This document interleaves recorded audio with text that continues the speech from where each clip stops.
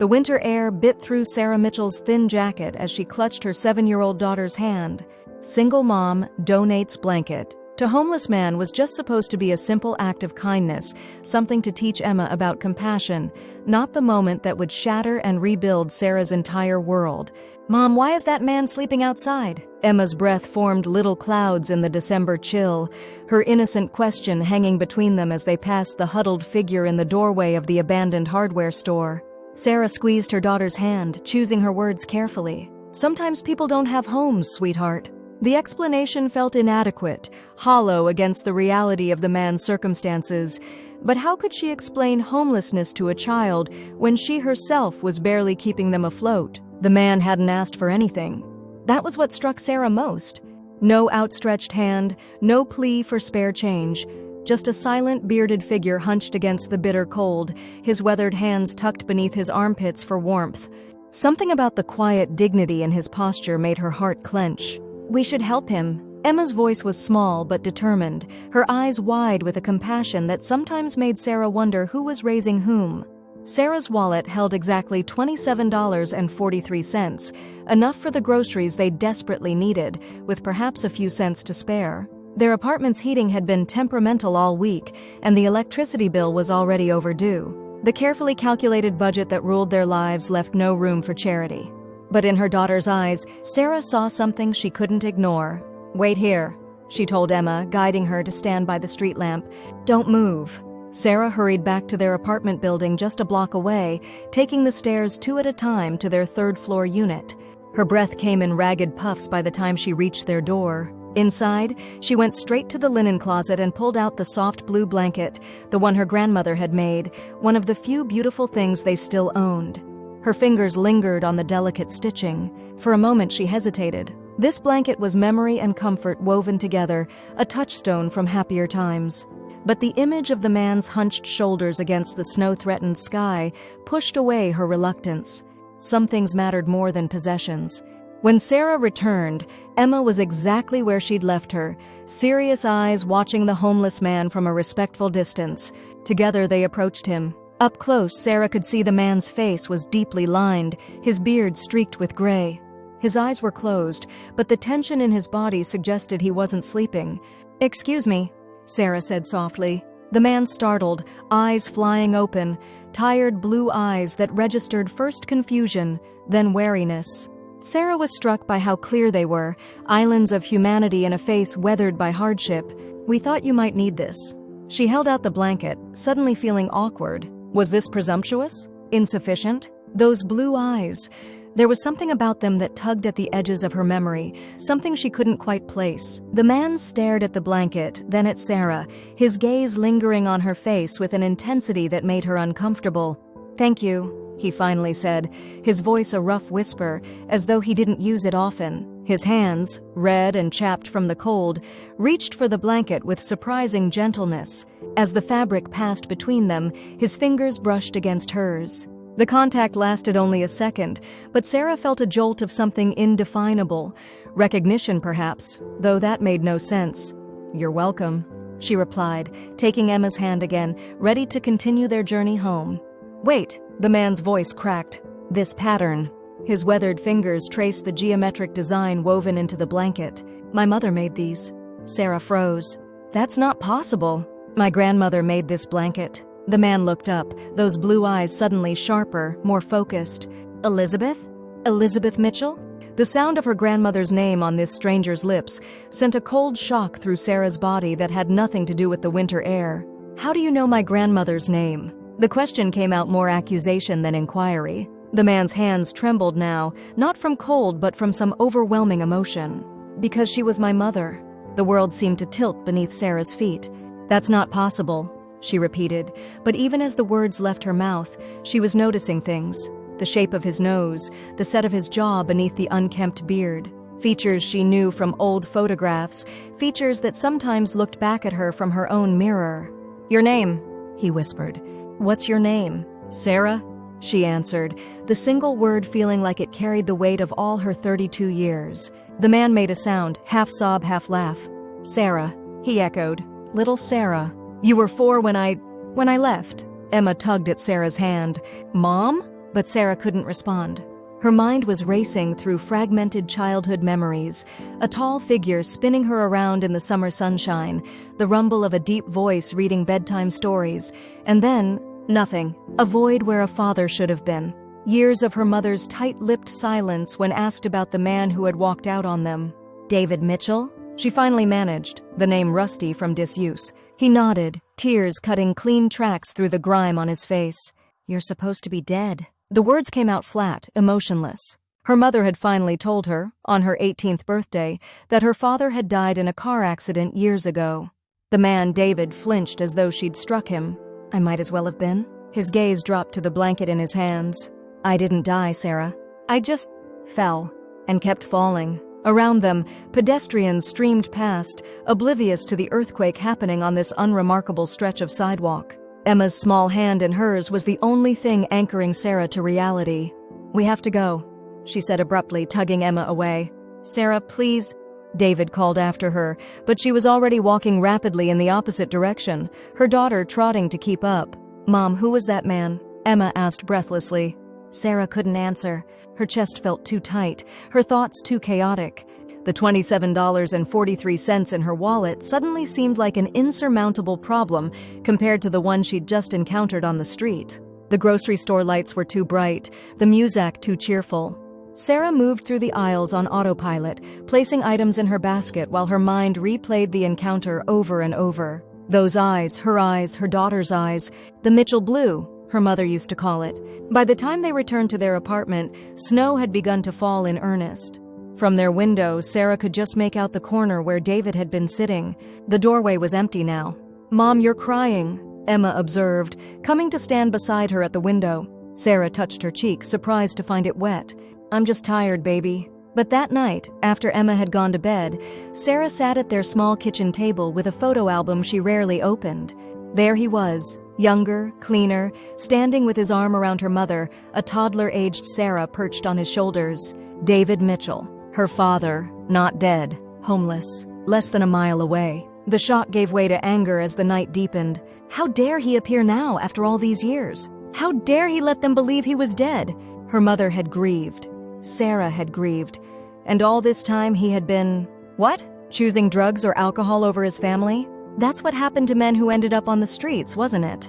But beneath the anger lurked questions she couldn't silence. What had happened to the smiling man in the photographs? How does someone fall so far? And why had her mother lied about his death? Sleep evaded her. At 3 a.m, Sarah found herself staring at the empty space in the linen closet where the blue blanket had been. Outside, the temperature was dropping. The weatherman had predicted record lows. By dawn, her anger had hardened into resolve. She would find him again, not to reconnect, but to get answers. Then she could move on with her life, free from the ghost that had suddenly materialized on a street corner. Finding a homeless man in a city of thousands proved more difficult than Sarah had anticipated. For 3 days, she searched after dropping Emma at school, checking shelters and known gathering spots, always without success. The blue blanket had vanished along with its new owner. On the 4th day, as sleet pelted the windows of the diner where she waitressed, Sarah's co-worker Maggie mentioned the new client at the community center where she volunteered. Poor old guy came in half frozen. Had this beautiful handmade blanket, though. Wouldn't let anyone touch it, not even to wash it. Sarah's hand stilled over the silverware she was rolling. What community center? The Saint. Vincent de Paul Center was housed in a converted church 6 blocks from Sarah's apartment. She'd passed it hundreds of times without giving it much thought. Now, as she stood before its weathered stone steps after her shift, Sarah's determination wavered. What would she say to him? What could he possibly say to her that would make 28 years of absence right? The center was warm and smelled of industrial cleaner and beef stew. A harried-looking woman directed Sarah to the dining hall, where about 30 people sat at long tables, some talking quietly, others eating alone in silence. She spotted him immediately. Even seated, even in this crowd, something in her recognized him. He sat apart from the others, the blue blanket folded neatly beside him. He wasn't eating, just staring into a mug of what looked like coffee. Sarah's feet carried her forward before her brain could object. She stopped at his table, heart hammering against her ribs. David Mitchell? He looked up, surprised, then a complex wave of emotions crossed his face. Hope, fear, shame. Sarah. He gestured to the seat across from him with a hesitant hand. "I didn't think I'd see you again." Sarah remained standing. "I need to understand." David nodded slowly. "You deserve that much. More than that. Why did Mom tell me you were dead?" His face contracted with pain. "Because I asked her to." Of all the answers Sarah had imagined, this wasn't one of them. She sank into the chair, suddenly needing its support. "You wanted us to think you were dead?" The hurt in her voice was that of the 4-year-old girl who had waited for her daddy to come home. David's hands, cleaner now but still rough, twisted together on the tabletop. "I thought it would be easier for both of you to mourn a dead man than to keep hoping a broken one would get better." "What happened to you?" The question came out softer than Sarah had intended. He took a deep breath, then told her about the construction accident that had shattered his back, the pain pills that became an addiction, the doctor who eventually cut him off, and the street dealer who didn't, the money that disappeared, the promises he kept breaking to her mother. "The day I left, I'd stolen money from your college fund," he said, the admission clearly costing him. "Your mother caught me." The look in her eyes. He broke off, swallowing hard. "I couldn't bear for you to look at me that way too. So I left, got in the car and just drove away from everything. For 28 years? Sarah's voice cracked. "At first I told myself it was temporary. I'd get clean, get a job, come back when I could be the father you deserved." His laugh was hollow. "But the deeper I fell, the harder it was to imagine coming back. What could I possibly offer you? So I called your mother, told her to tell you I'd died, made her promise. And she agreed to that? Not at first. But eventually she saw it my way, that a clean break would be better for you." He looked down at his hands. "I checked in sometimes from payphones, just to know you were okay. Then about 15 years ago, your mother stopped answering my calls. I assumed she'd had enough, that you had moved on completely. She died," Sarah said flatly. "Cancer. 15 years ago?" David closed his eyes, grief etching new lines into his weathered face. "I didn't know." Silence stretched between them, filled with lost years and missed moments. "And after that?" Sarah finally asked. "Why stay away?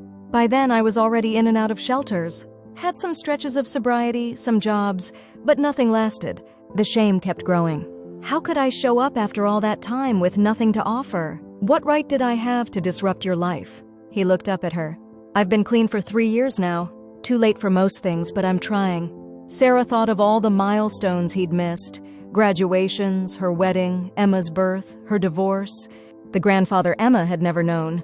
"I can't just..." She struggled to articulate the tumult inside her.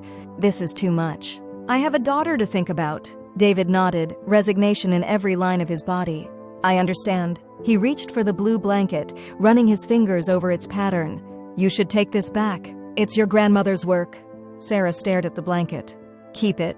You need it more than I do." She stood to leave, emotion threatening to overwhelm her carefully maintained composure. "Sarah," David called softly. "Thank you. Not just for the blanket, for letting me see the remarkable woman my daughter became, even if it's the only time." Something in his voice, genuine pride without any claim to it, made her pause. "I'm at the diner on Pike Street most mornings," she said, not quite believing the words coming out of her mouth. "If you wanted coffee sometime." The hope that flared in his eyes was almost too much to bear. Sarah walked out of the community center into the cold afternoon, her mind spinning. She had come for answers and left with more questions, not about the past, but about the future. What place could this man possibly have in her life now? In Emma's life? She didn't return to the diner the next morning, or the one after that, but on the third day, as she mechanically refilled coffee mugs for the breakfast crowd, the bell above the door jingled, and there he was. David had shaved, his face now a map of deep lines and weathered skin rather than hidden behind the beard. He'd found a clean plaid shirt somewhere and made an attempt to comb his thinning hair. The effort touched something in Sarah she'd been trying to keep protected. He sat at the counter, ordered coffee, and didn't pressure her to talk, just nodded respectfully when she filled his cup. When her break came, Sarah hesitated only briefly before sitting on the stool beside him. "You came," she said. "I keep my promises now," he replied simply. That began a cautious routine. David would come in during her morning shifts, they would exchange a few words, and he would leave before Emma arrived after school. Small talk gradually gave way to real conversations.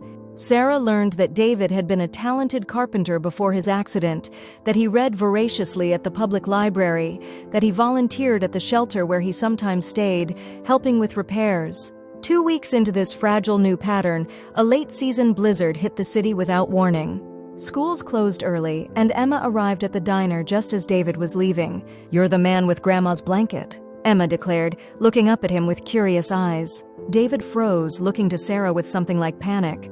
Sarah's instinct was to hustle Emma away, to delay this meeting she wasn't ready for. But her daughter's directness had cut through weeks of careful avoidance. "Emma, this is—" Sarah faltered. What was he to them now? A stranger? A relative? "I'm David," he said gently, crouching to Emma's level despite what Sarah knew must be significant pain in his back. "I knew your grandmother a long time ago." Emma studied him with the unfiltered assessment only children can manage. "You have eyes like mine," she observed. David glanced up at Sarah, a question in his expression. Sarah gave a tiny nod, her heart racing. "That's because I'm your grandfather," he said, his voice catching. "Your mom's dad?" Emma's eyes widened. "But Mom said her dad was in heaven." "That's what she thought," David replied carefully. "Sometimes grown-ups make mistakes." The storm outside intensified, rattling the diner windows. Maggie approached their small group, concern on her face. "They're shutting down public transportation, Sarah. You two should head home before it gets worse." Sarah looked at David, suddenly realizing he would be facing the storm alone. The shelters would be overflowing on a night like this. "Where will you go?"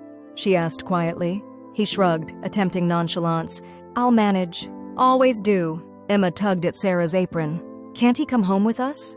"There's a couch." The simple suggestion hung in the air between them. David immediately shook his head. "That's very kind, but I couldn't impose—" "It's just for the storm," Sarah interrupted, surprising herself. "It's the sensible thing to do." Their apartment felt smaller with David in it. He stood awkwardly in the living room, trying not to take up space, while Emma peppered him with questions about where he lived and why he hadn't visited before. "Emma, enough questions." Sarah finally intervened. "Why don't you show David where the extra towels are if he wants to clean up?" While Emma proudly played hostess, Sarah leaned against the kitchen counter, questioning her own judgment. She had invited a man she barely knew, a former addict, into their home. The fact that he shared her DNA didn't change the reality of their estrangement. Yet when David emerged from the bathroom, face pink from hot water, wearing the 2 small sweatpants and t-shirt she'd found in the back of her closet, left over from her ex-husband, Sarah was struck by how right he looked in their space, like a missing puzzle piece finally clicking into place. The storm knocked out their power around dinner time.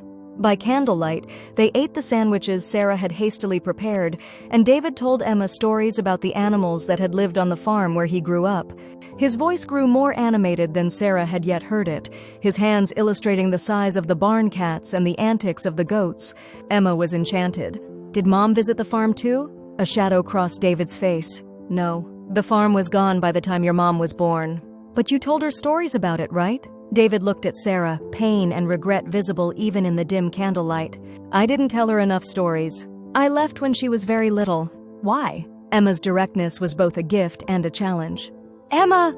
Sarah began, but David gently interrupted. "It's okay." He turned back to Emma. "I got sick. Not the kind of sick where you cough or get a fever. The kind where you make bad choices that hurt the people you love." Emma considered this. "But you're better now?" "I'm trying to be," he answered honestly.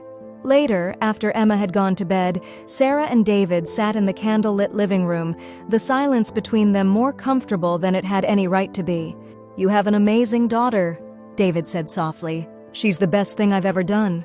Sarah hesitated, then added, "Her father left when she was 2. History repeating itself, I guess." David's face reflected a deep sadness. "I'm sorry, Sarah. So sorry that happened to both of you." "I used to think it was my fault," Sarah admitted. "That there was something in me that made people leave. Some Mitchell family curse." "No," David said firmly. "The fault was entirely mine. Never yours." "And Emma's father?" "His loss," David said simply. "Any man would be blessed to be part of that child's life." The irony of his statement hung between them. "What happens after the storm?" Sarah finally asked. "You go back to wherever and we pretend this never happened." David considered her question carefully. "What do you want to happen?" It was the first time anyone had asked what she wanted in a very long time. "I don't know," Sarah answered honestly. part of me is still so angry at you. Another part? She trailed off, unable to articulate the complicated longing she felt. You don't owe me anything, David said quietly. Not forgiveness, not a relationship, nothing. But if you're willing, I'd like the chance to be in your lives. On whatever terms you set? Outside, the wind howled against the windows, snow piling in drifts against the glass. Inside, something fragile and tentative was taking root. The storm lasted 3 days. 3 days of enforced proximity, of games by candlelight when the power remained out, of conversations that stretched late into the night after Emma had gone to bed. 3 days of David fixing the leaky faucet Sarah's landlord had ignored for months, of showing Emma how to build a proper snowman when they finally ventured outside, of cooking together in the small kitchen. 3 days of family, unexpected and unplanned. When the city finally dug itself out, when buses began running again and life returned to normal, Sarah faced the moment she'd been dreading. You don't have to go back to the shelter, she said as David folded the blankets he'd used on the couch. The community center director told me they're looking for a live-in caretaker. Small apartment, modest salary, but you called about a job for me? David interrupted, his voice thick with emotion. Sarah nodded. It's not charity. They need someone good with repairs, and you are. I just made the connection. David sat heavily on the couch, the blankets forgotten in his lap. Why would you do that for me? Sarah sat beside him, choosing her words carefully. Because Emma needs her grandfather. And maybe I need my father. David's eyes filled with tears. After everything I did, I'm not saying I've forgotten or forgiven everything, Sarah clarified. But I've lived without a father for 28 years. I don't want to live the rest of my life that way if I don't have to. He reached for her hand tentatively. When she didn't pull away, his withered fingers closed gently around hers. I will spend every day trying to be worthy of this second chance, he promised. One day at a time, Sarah reminded him, echoing the recovery slogan he'd mentioned during their late-night talks. One day at a time, he agreed. Spring came early that year. As the snow melted and the first crocuses pushed through the softening earth, other things blossomed as well. David thrived in his new role at the community center. The small caretaker's apartment became a warm, welcoming space, with Emma's artwork proudly displayed on the refrigerator and a growing collection of carpentry tools lining one wall. Weekends often found the three of them working on projects together: birdhouses for the community garden, a refinished desk for Emma's room, bookcases for Sarah's growing collection of novels. The blue blanket now lived at the foot of Emma's bed, a tangible connection to the grandmother she'd never met and the grandfather who had returned from the shadows. Recovery wasn't a straight line for any of them. There were days when old hurts resurfaced, when Sarah remembered birthdays spent watching other children with their fathers, when the weight of those lost years felt too heavy to bear. There were moments when David's health issues, the legacy of years of hard living, reminded them all how fragile this second chance really was. But there were more good days than bad. Days when Emma's laughter rang through the apartment as David taught her to play chess. Evenings when Sarah returned from work to find dinner prepared, her father and daughter engaged in animated conversation. Quiet moments when Sarah would catch David looking at them both with a gratitude so profound it brought tears to her eyes. One evening in late April, as they sat on a park bench watching Emma on the swings, David reached into his pocket and pulled out a small, worn photograph. I carried this with me, he said, handing it to Sarah. All those years through everything, I never let it go. The photo showed Sarah at about 3 years old, pigtails askew, sitting on David's shoulders at a county fair. Both of them were laughing, their matching blue eyes crinkled with joy. I don't remember this, Sarah said softly, tracing the image with her fingertip. It was the last good day before everything fell apart, David explained. When things were at their worst, when I was at my lowest, I'd look at this and remind myself that once I'd been someone's father, someone's whole world. Sarah handed the photo back, her heart full. You're someone's grandfather now, and someone's father again. David carefully returned the photo to his pocket, then hesitantly put his arm around Sarah's shoulders. When she leaned into the embrace instead of pulling away, he released a shaky breath. Thank you, he whispered. For what? For the blanket, he said simply. For seeing me when I was invisible. For the second chance I never deserved but will spend the rest of my life earning. Sarah watched as Emma pumped her legs on the swing, soaring higher and higher against the backdrop of the setting sun. The sight filled her with a peace she hadn't known was possible. We're both learning to fly again, she said, remaining in the circle of her father's arm. "One day at a time." Above them, the first stars appeared in the deepening blue of the evening sky. The same stars that had witnessed their separation 28 years before now presided over their reunion, proof that even the deepest darkness eventually gives way to light.